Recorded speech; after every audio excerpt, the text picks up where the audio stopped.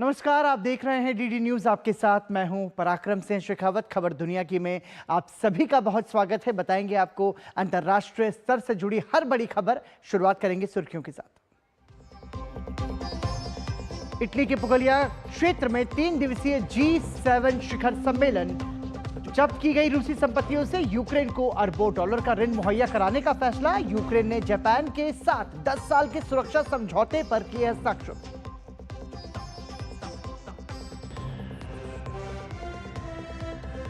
प्रधानमंत्री नरेंद्र मोदी G7 बैठक में हिस्सा लेने के लिए इटली के दौरे पर हुए रवाना। भारत इटली रणनीतिक साझेदारी को मजबूत करने पर दिया बल।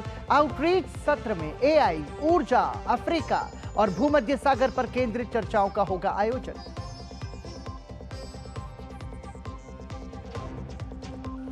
यूक्रेन पर तेज होते रूसी हमलों के बीच नाटो देशों के विदेश मंत्रियों की ब्रसेल्स में 2 दिवसीय बैठक। नाटो प्रमुख ने सदस्य देशों से रूस के जासूसी नेटवर्क को ध्वस्त करने का किया आह्वान। रूस ने फ्रांस पर सीधे टकराव बढ़ाने का लगाया आरोप।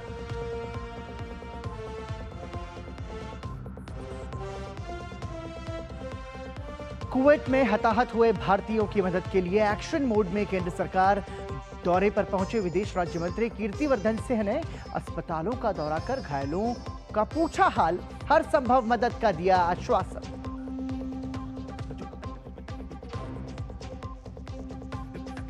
विदेश मंत्रालय ने चीन पाकिस्तान को कश्मीर पर दिए गए संयुक्त बयान को लेकर सुनाई खरी खरी। जम्मू कश्मीर को देश का बताया अविभाज्य अंग। कहा किसी अन्य देश को आंतरिक मुद्दों पर टिप्पणी करने का नहीं है अधिकार।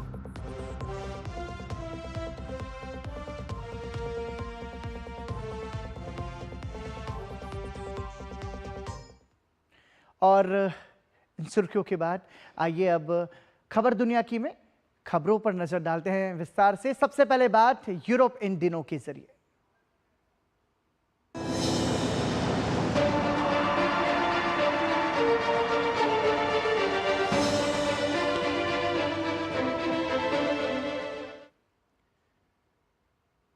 इटली में G7 शिखर सम्मेलन की शुरुआत हो चुकी है। इटली के पुगलिया में आयोजित G7 शिखर सम्मेलन के पहले दिन राउंड टेबल कॉन्फ्रेंस का आयोजन किया गया। इस मौके पर बैठक को संबोधित करते हुए इटली की प्रधानमंत्री जॉर्जिया मेलोनी ने कहा कि G7 सदस्य देश एक साथ मिलकर आगे बढ़ेंगे।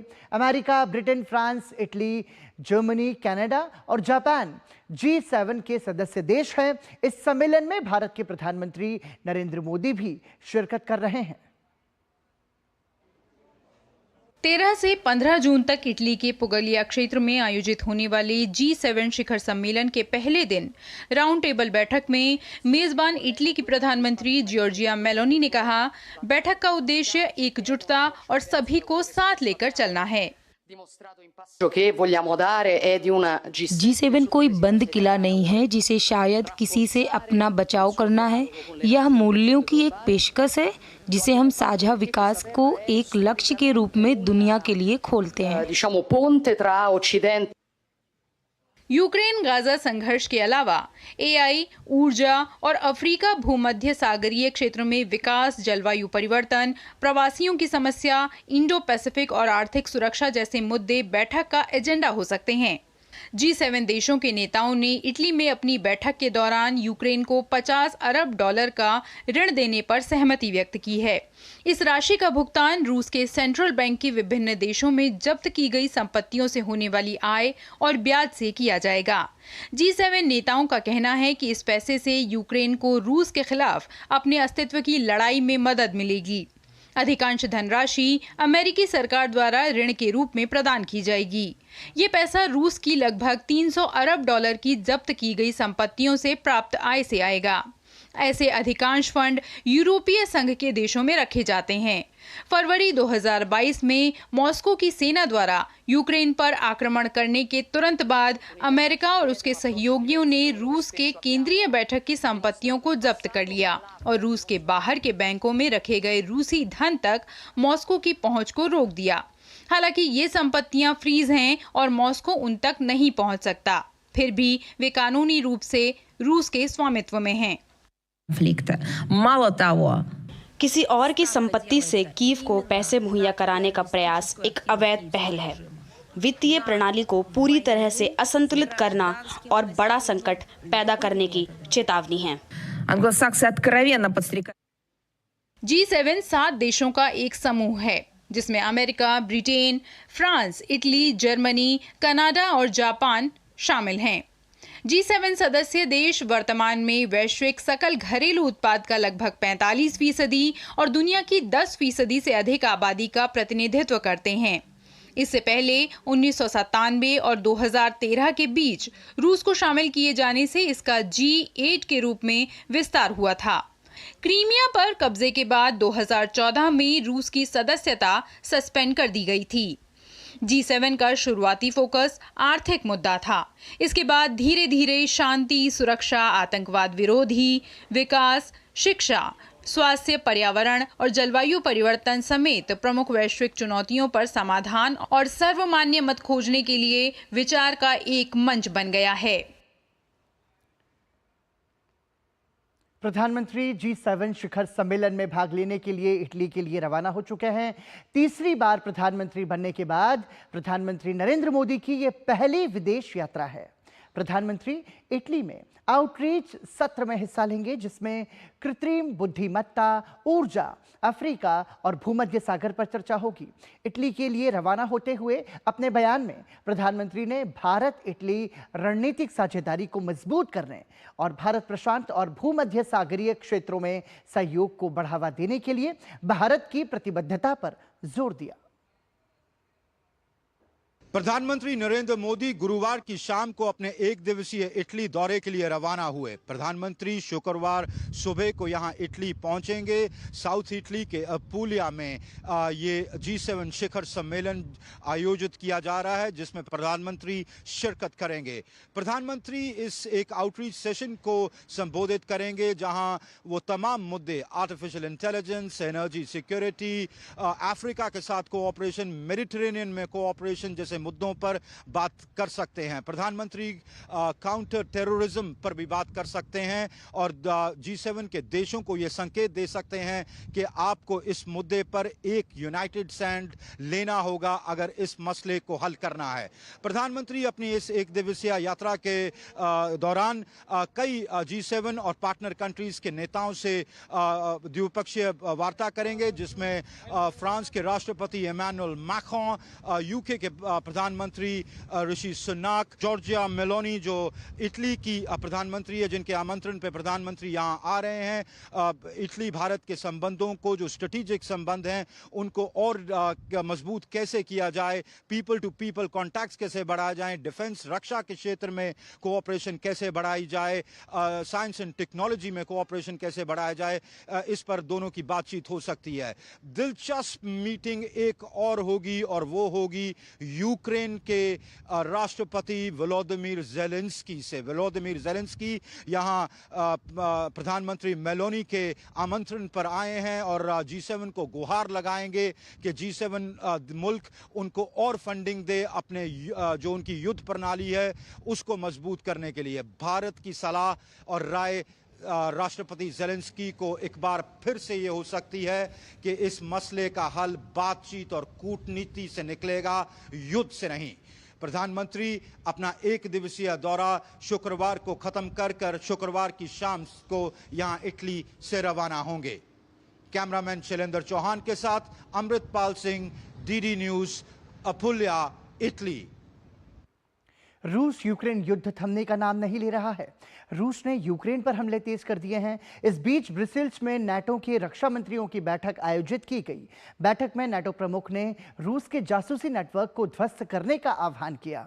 वहीं अमेरिका द्वारा रूस के खिलाफ प्रतिबंध कड़े करने की घोषणा के बाद ब्रिटेन ने रूस के शैडो फ्लीट पर प्रतिबंध लगाया है।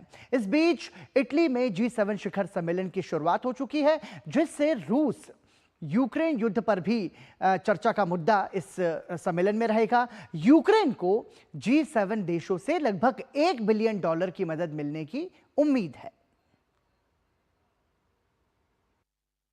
रूस द्वारा यूक्रेन पर तेज किए गए हमलों के बीच नाटो के रक्षा मंत्रियों की ब्रुसेल्स में 2 दिवसीय बैठक में यूक्रेन मुद्दे पर विस्तार से चर्चा हुई।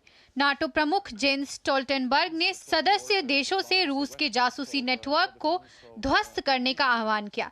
उन्होंने कहा, सहयोगी देश रूसी जासूसों के खिलाफ कार्रवाई के लिए तैयार रहें। साथ ही नाटो के कम से कम 2/3 सदस्य इस साल सैन्य गठबंधन के 2% सैन्य खर्च के लक्ष्य को पूरा करने की उम्मीद जताई। नाटो अमेरिका की ओर से यूक्रेन को दी जा रही हथियारों की आपूर्ति के समन्वय को संभालने के लिए तैयार है। नाटो प्रमुख ने बेलारूस के साथ रूस के परमाणु अभ्यासों को क्षेत्र के लिए बड़ा खतरा बताया है। We have seen several examples of sabotage of तोड़फोड़, आगजनी, साइबर हमलों के मामले सामने आए हैं। पूरा गठबंधन एक साथ मिलकर रूसी खुफिया कर्मियों के खिलाफ प्रतिबंध कड़े करेगा। पिछले कुछ दिनों में रूस की ओर से खतरनाक परमाणु बयानबाजी भी हो रही है। on Russian intelligence personnel across the alliance. NATO के रक्षा मंत्रियों की बैठक में रूस के रक्षा मंत्री ने शिरकत की। उन्होंने अमेरिका के रक्षा मंत्री लॉयड ऑस्टिन के साथ प्रमुख जेन्स स्टोल्टेनबर्ग से भी मुलाकात की। बैठक को संबोधित करते हुए रुस्तम उमरोव ने नाटो देशों से तुरंत सहायता के साथ साथ दीर्घकालिक सहयोग मॉडल को अपनाने पर जोर दिया। हम सहयोगियों से आगे बढ़ने का आग्रह कर रहे हैं और यह भी सुनिश्चित करने का आग्रह कर रहे हैं कि सहायता जल्द से जल्द पहुंचाई जाए। अमेरिका द्वारा रूस के खिलाफ प्रतिबंध कड़े करने की घोषणा के बाद ब्रिटेन ने रूस के शैडो फ्लीट पर प्रतिबंध लगाया है। बता दें कि रूस शैडो फ्लीट के जरिए रूस के तेल व्यापार पर लगे प्रतिबंध को दरकिनार कर तेल का व्यापार करता है। इस बीच ईयू के 8 देशों ने रूस के राजनयिकों के अपने देशों में इधर उधर जाने पर प्रतिबंध लगाने की मांग की है। उधर रूस ने सामरिक परमाणु हथियारों को कैसे तैनात किया जाए, इस पर अभ्यास के दूसरे चरण के हिस्से के रूप में मिसाइलों के इलेक्ट्रॉनिक प्रक्षेपण का अभ्यास किया। वहीं रूस का जहाजी बेड़ा बीते बुधवार को क्यूबा के तट पर पहुंचा था। रूस का कहना है कि इस जहाजी बेड़े से अमेरिका को किसी भी तरह का खतरा नहीं है। रूसी विदेश मंत्री सर्गेई लावरोव अपने क्यूबा समकक्ष के साथ बैठक करेंगे। रूस ने पश्चिम के खिलाफ करते हुए कहा कि पश्चिमी देश यूक्रेन पर रूस के खिलाफ हमला करने के लिए प्रोत्साहित कर रहा है। रूस ने फ्रांस पर सीधे टकराव को बढ़ावा देने का बड़ा आरोप लगाया है। रूसी हमले में यूक्रेन के ऊर्जा संयंत्रों को भारी नुकसान पहुंचा है, जिसके चलते एक बड़े हिस्से को बड़े पैमाने पर बिजली कटौती का सामना करना पड़ रहा है। इनकी मरम्मत के लिए अपने सहयोगी देशों से मदद की गुहार लगा रहा था। अब उसे G7 देशों से लगभग $1 बिलियन की मदद मिलने की उम्मीद जगी है। वहीं दूसरी ओर अमेरिका ने घोषणा की थी कि वह G7 बैठक में रूस पर नए प्रतिबंधों की घोषणा करेगा। इसके बाद चीन की प्रतिक्रिया सामने आई है। चीन का कहना है कि अमेरिका द्वारा लगाए गए प्रतिबंधों में होने वाले विस्तार से रूस चीन के बीच होने वाले आर्थिक और व्यापारिक आदान प्रदान पर कोई हस्तक्षेप नहीं किया जाना चाहिए, ना ही उसे कम किया जाना चाहिए। और यहाँ रुक रहे हैं एक छोटे से ब्रेक के लिए। ब्रेक के बाद आपको बताएंगे एशियाई देशों से जुड़ी खबरें। क्या हुआ? I have lost everything काका। मैंने अपनी 3 साल की सारी सेविंग्स ज्यादा फायदे के चक्कर में नए ट्रेंड्स पे लगा दी। Relax and move to proper investments like mutual funds. वो रेगुलेटेड है, वेरीफाइड भी है and are handled by experts. अब तो मैं पूरा जीरो पे आ गया हूँ। थैंक्स काका। अब सब सही है। म्यूचुअल फंड निवेश बाजार जोखिमों के अधीन है। योजना से जुड़े सभी दस्तावेजों को ध्यान से पढ़ें। Curiosity can take you to some out of the world places. Took me to the moon today. Curious about this place? Scan this QR code before I take it off with my Seat tires.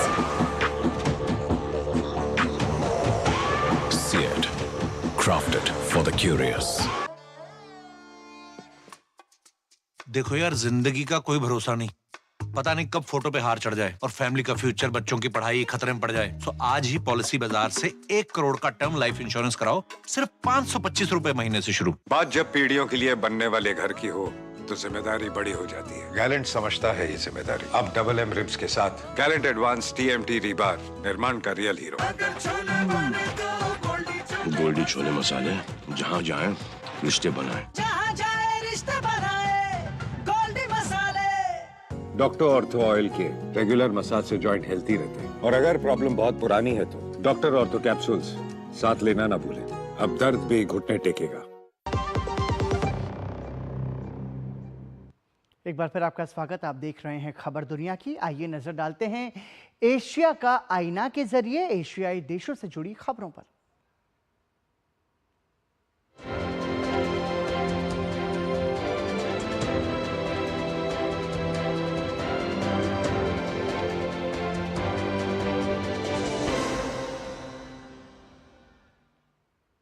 और Asia का आईना में सबसे पहले बात करेंगे Kuwait की। Kuwait में हुए दर्दनाक हादसे की।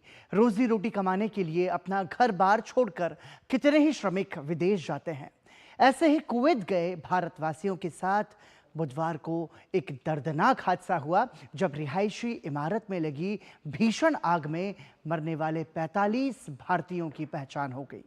मृतकों में 23 केरल के हैं। प्रधानमंत्री नरेंद्र मोदी के निर्देश पर विदेश राज्य मंत्री कीर्तिवर्धन सिंह दुख की इस घड़ी में भारतवासियों का साथ देने के लिए कुवैत पहुंचे, जहां उन्होंने अस्पतालों का दौरा कर घायल भारतीयों का हालचाल जाना और उन्हें भारत सरकार की ओर से हर संभव मदद का आश्वासन दिया। दक्षिणी कुवैत के मंगफ शहर में बुधवार को 6 मंजिला इमारत में लगी भीषण आग में हताहत हुए भारतीयों की मदद के लिए न सिर्फ कुवैत सरकार बल्कि भारत सरकार भी एक्शन मोड में काम कर रही है। प्रधानमंत्री नरेंद्र मोदी के निर्देश पर विदेश राज्य मंत्री कीर्तिवर्धन सिंह कुवैत पहुंचे। उन्होंने कुवैत के जाबेर अस्पताल और मुबारक अल कबीर अस्पताल का दौरा कर हादसे में घायल भारतीयों का हालचाल जाना। उन्होंने भारत सरकार की ओर से हर संभव मदद का आश्वासन दिया। उन्होंने भारतीयों की अच्छी देखभाल करने के लिए अस्पताल के अधिकारियों, डॉक्टरों और नर्सों की सराहना की। विदेश राज्य मंत्री कीर्तिवर्धन सिंह ने कुवैत के विदेश मंत्री अब्दुल्ला अली अल याहिया से भी मुलाकात की। कुवैत के विदेश मंत्री ने दुखद दुर्घटना पर संवेदना व्यक्त की और हादसे में मारे गए भारतीयों के पार्थिव शरीर की शीघ्र स्वदेश वापसी, घायलों की चिकित्सा और दुर्घटना की जांच में पूर्ण सहयोग का भरोसा दिया। विदेश राज्य मंत्री कीर्तिवर्धन सिंह ने कुवैत सरकार द्वारा दिए जा रहे सहयोग के लिए आभार जताया। उन्होंने कहा कि मृतकों की पहचान होते ही वायुसेना का विमान भारतीयों के शवों को वापस ले जाने के लिए तैयार है। विदेश राज्य मंत्री कीर्तिवर्धन सिंह ने कुवैत के उप प्रधानमंत्री शेख फहद यूसुफ सऊद अल सबा से भी मुलाकात की। कुवैत के उप प्रधानमंत्री ने बताया कि महामहिम अमीर ने सभी आवश्यक सहायता और सहयोग सुनिश्चित करने के निर्देश दिए हैं। विदेश राज्य मंत्री ने कुवैती अधिकारियों द्वारा प्रदान की जा रही सक्रिय सहायता के लिए कुवैत के नेतृत्व को धन्यवाद दिया। कुवैत में पेश आए दर्दनाक हादसे पर बुधवार को ही प्रधानमंत्री नरेंद्र मोदी ने समीक्षा बैठक की थी। प्रधानमंत्री राहत कोष से मृतक भारतीयों के परिजनों को 2 लाख रुपए की आर्थिक मदद देने की घोषणा की गई है। विदेश मंत्रालय के मुताबिक घायलों का इलाज कुवैत के 5 सरकारी अस्पतालों अदन, जाबेर, फरवानिया, मुबारक अल कबीर और जहरा में हो रहा है। अधिकांश मरीजों की हालत स्थिर है। इस हादसे में मरने वाले सबसे ज्यादा लोग केरल के हैं। केरल के स्वास्थ्य मंत्री ने कुवैत अग्निकांड के पीड़ित परिवार से पतन मतिट्टा जाकर मुलाकात की। केरल सरकार ने कुवैत अग्निकांड में मारे गए केरल वासियों के परिजनों को 5-5 लाख रुपए की वित्तीय सहायता देने का फैसला किया है। साथ ही इस हादसे में घायलों के इलाज और मृतकों के शवों को स्वदेश लाने के प्रयासों में समन्वय के लिए राज्य की स्वास्थ्य मंत्री वीना जॉर्ज को तत्काल कुवैत भेजा जा रहा है। हादसे की खबर के बाद पीड़ितों के परिजनों में गम का माहौल है। शमीर की पत्नी और मां को उनकी मौत के बारे में नहीं बताया गया है। उन्हें बताया गया है कि वो आईसीयू में है। कुवैत में बुधवार को हुए इस भीषण अग्निकांड में 49 विदेशी कामगारों की मौत हो गई और 50 से ज्यादा जख्मी हुए हैं। जिस बहुमंजिला इमारत में आग लगी उसमें लगभग 195 मजदूर रहते थे। हादसे के बाद से ही भारतीय दूतावास कुवैती प्रशासन और स्वास्थ्य अधिकारियों के साथ समन्वय कर रहा है। कुवैत में भारतीय दूतावास ने एक हेल्पलाइन नंबर +965 655 05 246 भी जारी किया है ताकि जरूरतमंदों को सही सूचना और मदद पहुंचाई जा सके। दुबई से विनोद कुमार के साथ ब्यूरो रिपोर्ट, डीडी न्यूज़। केंद्र शासित प्रदेश जम्मू कश्मीर को लेकर चीन और पाकिस्तान के संयुक्त बयान पर विदेश मंत्रालय ने कड़ी आपत्ति जताई है। विदेश मंत्रालय ने कहा है कि हमने 7 जून 2024 को चीन और पाकिस्तान के संयुक्त बयान में केंद्र शासित प्रदेश जम्मू कश्मीर को लेकर की गई अनुचित टिप्पणी को संज्ञान में लिया है। विदेश मंत्रालय ने कहा कि वो ऐसे संदर्भों को साफ तौर पर अस्वीकार करते हैं। केंद्र शासित प्रदेश जम्मू कश्मीर और केंद्र शासित प्रदेश लद्दाख भारत के अभिन्न और अविभाज्य अंग हैं और हमेशा रहेंगे। किसी अन्य देश को इस पर टिप्पणी करने का कोई अधिकार नहीं है। चीन पाकिस्तान के संयुक्त बयान में तथाकथित चीन पाकिस्तान आर्थिक गलियारे के तहत गतिविधियों और परियोजनाओं का भी उल्लेख किया गया है, जिनमें से कुछ पाकिस्तान के अवैध कब्जे के तहत भारत के संप्रभु क्षेत्र में है। विदेश मंत्रालय ने कहा कि हम भारत की संप्रभुता और क्षेत्रीय अखंडता को प्रभावित करने वाले इन क्षेत्रों पर पाकिस्तान के अवैध कब्जे को मजबूत करने या वैध बनाने के लिए अन्य देशों के किसी भी कदम का पुरजोर विरोध करते हैं और उसे अस्वीकार करते हैं। और इजरायली सेना का गाजा में हमास के खिलाफ अभियान जारी है। आईडीएफ ने कहा कि उसके लड़ाकू हेलीकॉप्टर्स ने दक्षिणी गाजा शहर रफा में हमास आतंकियों के कई ठिकानों पर हमला किया। इजरायली सेना मई की शुरुआत से ही रफा में हमास ठिकानों को नष्ट करने के लिए विशेष अभियान चला रही है। प्रत्यक्षदर्शियों ने बताया कि रफा के पश्चिमी इलाकों में इजरायली हमले तेज हो गए हैं और इस ऑपरेशन में न सिर्फ हवाई हमले किए जा रहे हैं बल्कि सेना और नौसेना बल भी अपना ऑपरेशन जारी रखे हुए हैं। अमेरिका गाजा पट्टी में जल्द से जल्द युद्ध विराम समझौते पर पहुंचने की कोशिश कर रहा है, लेकिन हमास का कहना है कि वो स्थायी और अस्थायी युद्ध विराम और गाजा से इजरायली बलों की पूर्ण वापसी के बिना किसी भी समझौते का हिस्सा नहीं होंगे। इजराइल ने इन शर्तों को मानने से इनकार कर दिया है। हालांकि अमेरिकी विदेश मंत्री एंटनी ब्लिंकन का कहना है कि उन्हें अब भी गाजा में शांति की उम्मीद है। और अब बढ़ेंगे आगे, नजर डालेंगे अमेरिकाना के जरिए अमेरिकी देशों से जुड़ी खबरों पर।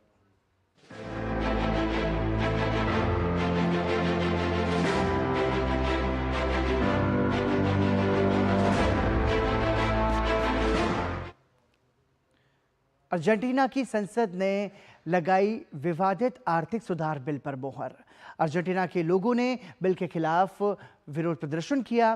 विरोध प्रदर्शन में कई सांसदों ने भी हिस्सा लिया। बिल के विरोध और पक्ष में बराबर वोट पड़े। सेनेट के अध्यक्ष के वोट से बिल को मंजूरी मिली। देखिए इस बिल से जुड़ी ये खास रिपोर्ट। भारी विरोध प्रदर्शन के बीच अर्जेंटीना की संसद ने राष्ट्रपति जेवियर मिलेई के विवादित आर्थिक सुधार बिल पर मुहर लगा दी है। बुधवार को सेनेट में बिल पेश होने के साथ ही लोग राजधानी ब्यूनस आयर्स की सड़कों पर उतर आए। लोगों ने कांग्रेस के बाहर विरोध प्रदर्शन किया। पुलिस ने प्रदर्शनकारियों से निपटने के लिए आंसू गैस के गोले, रबर की गोलियां और पानी की बौछार का इस्तेमाल किया। जवाब में प्रदर्शनकारियों ने पुलिस पर पेट्रोल बम फेंके और पुलिस की गाड़ी को आग के हवाले कर दिया। संसद में घुसने की कोशिश कर रहे प्रदर्शनकारियों को रोकने के लिए सुरक्षा बलों ने मिर्ची के स्प्रे का इस्तेमाल किया। प्रदर्शन में कई सांसदों ने भी हिस्सा लिया। पुलिस और प्रदर्शनकारियों के बीच हुई झड़प में कई लोग घायल हो गए। बिल के विरोध की रस्साकशी सिर्फ सड़क पर ही नहीं बल्कि संसद में भी देखने को मिली। फरवरी में इस बिल को निचले सदन चैम्बर ऑफ डिप्यूटीज में पेश किया गया था। 2 महीनों तक चली बहस के बाद ये अप्रैल में पास हो गया। बुधवार को इसे उच्च सदन सेनेट में पेश किया गया। हालांकि मतदान के दौरान प्रस्ताव 36 के मुकाबले 36 वोटों से टाई हो गया, लेकिन सेनेट के अध्यक्ष और उपराष्ट्रपति विक्टोरिया विलारुएल के विधेयक के पक्ष में मतदान के कारण संसद से इसे मंजूरी मिल गई। जो अर्जेंटीना वासी देश के गौरव को दोबारा हासिल करने के लिए जद्दोजहद कर रहे हैं और हमेशा अर्जेंटीना को प्राथमिकता देते हैं, मैंने उनके साथ खड़े होते प्रस्ताव के पक्ष में मतदान किया है।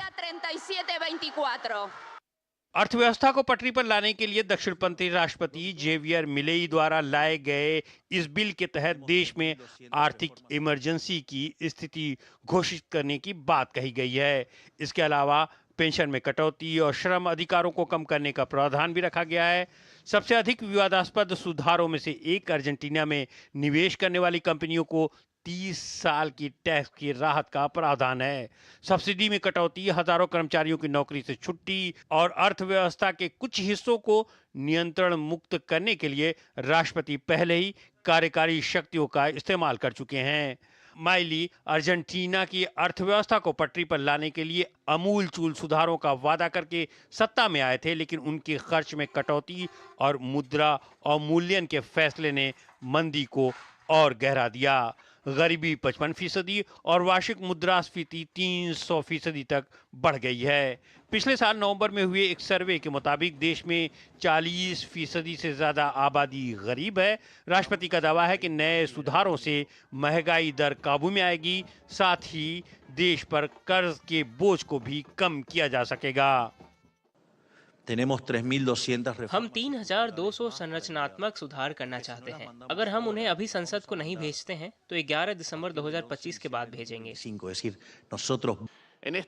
बड़ी कंपनियों को कम टैक्स देना होगा और 30 साल तक राहत मिलती रहेगी, लेकिन 30 साल तक योगदान करने वाले पेंशन भोगियों को ये भी नहीं पता कि उन्हें अगले महीने कितना पैसा मिलेगा।